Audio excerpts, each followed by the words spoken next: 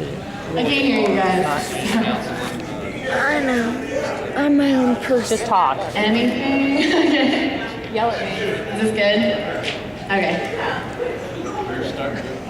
Don't look at us. She's not preaching. I know. Okay, good. Stomach faces.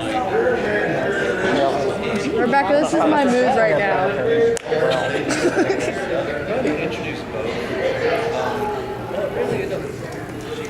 Oops, I'm on recording. For our speaking competition, ladies and gentlemen, Rebecca Mullins.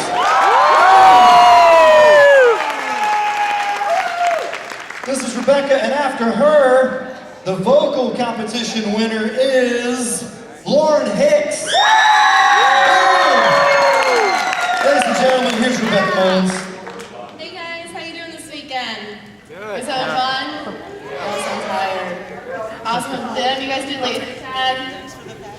Yeah. Is that fun? Alright.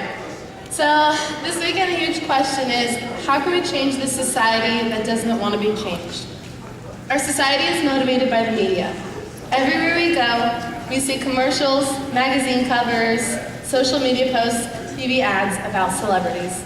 We're told that if we don't have a certain image or use a certain product advertised on TV, then we're not going to be very popular. Hollywood has set a standard for all of us. Anything from body shape and in modest styles to what kind of cologne or body wash we use.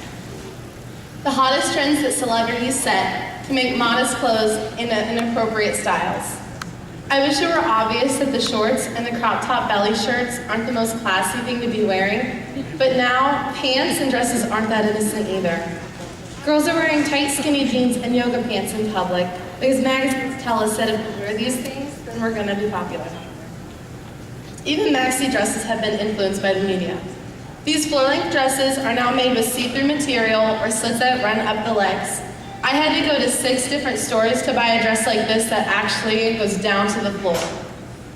For guys, Hollywood advertises tank tops, tight shirts, and cutoff shirts to show off those muscular arms and toned stomachs that you must have to get girls to notice you. And let's not forget the pants that show off your boxers and the cologne that not only hypnotizes girls, but makes them want to attack you. Now, if you can't see this, I'm holding up a bottle of Axe. And I'd like to share with you something that is on the back of it. It says, the cleaner you are, the dirtier you get. There's actually 2 pictures on the back too, and it says unlimited female attention. I just want to let you guys know that that is false advertising. I promise you. Now, I'm shocked at a lot of commercials that are on TV. There's one out right now with a guy who's hardly wearing anything at all. He dives into like a body of water, and in the end it's just a commercial for cologne. And not to mention the Victoria's Secret commercials that show off all the girls' secrets. But these commercials running during the day on many channels is hard to avoid. I certainly don't want to see these things, and children shouldn't have to either. After working with the children at my church, I hate to think that they're seeing these things. Hello? Sorry guys. I hate to think that they're seeing these things at such a young age. I don't remember seeing these things during commercial breaks when I watched cartoons as a child.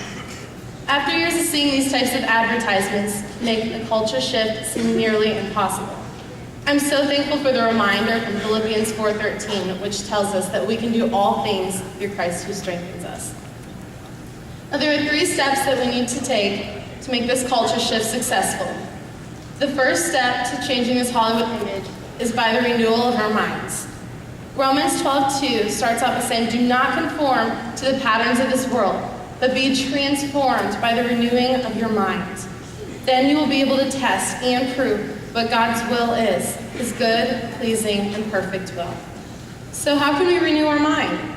Start with how you see yourself. Some of you guys look in the mirror and you see someone who's maybe fat, ugly, worthless, you name it. Sometimes we think these things because we've been told these lies before, but a lot of the time it comes from this image that we all think we need to have. Instead of thinking these things about yourself, look in the mirror and start telling yourself that you are absolutely beautiful because you are carefully crafted by the all-powerful, perfect God of this universe. You're a child of the King. That makes every one of you out there princes and princesses. When I picture them, princes and princesses, I don't picture them being self-conscious or walking around wearing immodest clothes to show off their bodies. I picture them to be confident and appropriate. 1 Timothy 2:9 starts out by saying, I also want women to be modest in their appearance. They should wear decent and appropriate clothing. Another passage I'd like to share with you from my Bible comes from 1 Corinthians 6:19 through 20, which says, do you not know that your bodies are temples of the Holy Spirit who's in you, whom you've received from God, and that you're not your own? You are bought at a price. Therefore, glorify God with your bodies. This weekend we're honoring the price that Jesus paid. This verse is saying that we're not our own. We were bought at a price. Therefore, in the end, we should glorify God with our bodies. After our minds have been renewed, we need to go on to the second step, and that's realizing that we need to change. If you're not willing to change, then how can this happen? God gave us free will. He isn't going to make us do anything, but He's willing to help if we want to make this change. And you have to start out by praying. I don't know about you guys, but I underestimate the power of prayer sometimes. Matthew 21:22 shows how powerful faith and prayer is by saying, and whatever you ask for in prayer, you will receive if you have faith. Don't make prayer something that you recite a few times a day. Sit down and actually talk to God. Prayer is so important because this is how we communicate with our Father in heaven. Admitting that we need to change plays a huge role in this culture shift. And the third step starts with your appearance. Does this mean we can't wear clothes that are in style? Of course not. As a girl, I know how hard it can be to find modest clothes that are still popular. I want to wear clothes that cover, but I don't want to wear clothes that my mom wears. Sorry, Mom. Amen. I understand that it's hard to tell how something's going to fit the first time you try it on. Before I buy anything, I do the modesty test that my parents taught me. Here are 3 different tests that you should try out the next time you try on clothes. Now, the first test is for any of you girls that want to buy a dress or skirt. You should be able to stand up straight and put your arms down to your side.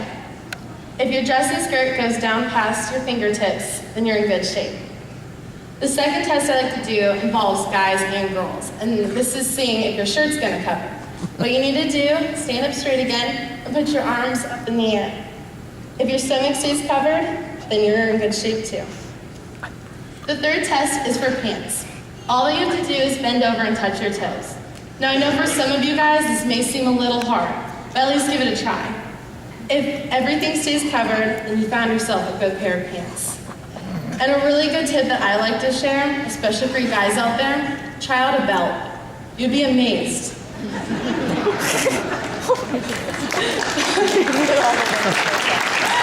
After all, one of my favorite sayings is modest is hottest. Transforming the Hollywood image is nearly impossible to take on by ourselves. However, if many of us come together and decide to be changed by Christ, then we can change the society that doesn't want to be changed. Will you guys pray with me?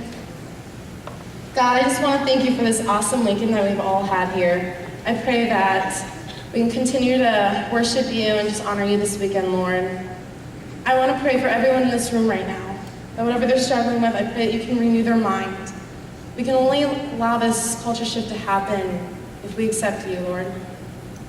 Please let us all get home safely today and enjoy the rest of this weekend. Thank you so much. It's in your name we pray.